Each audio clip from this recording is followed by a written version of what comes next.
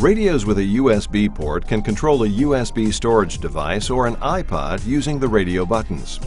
The USB connector is located in the center console.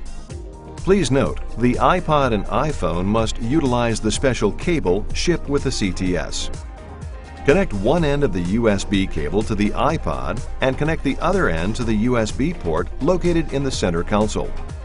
If you have an older iPod model that is not supported, it can still be connected to the auxiliary input jack using a standard 3.5mm stereo cable. Using the radio controls and buttons, you can control the iPod. Use the Tune button to turn to select files. Press the Seek button to go to the next track.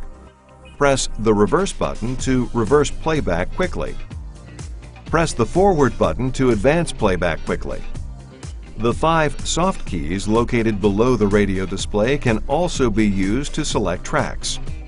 Tracks can be searched for by using the menu system.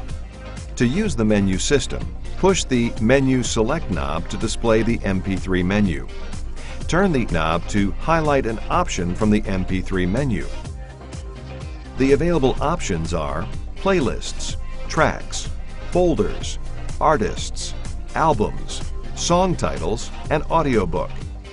The radio can play MP3 or WMA files that were recorded onto a CDR or CDRW disc.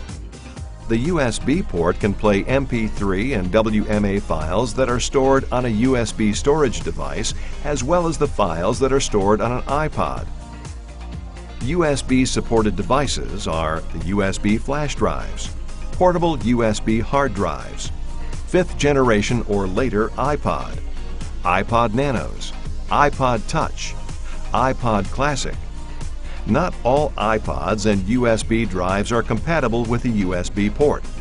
Make sure that the iPod has the latest firmware from Apple for proper operation. iPod firmware can be updated using the latest iTunes application.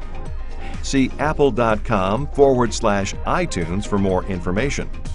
For help with identifying your iPod, go to apple.com/support.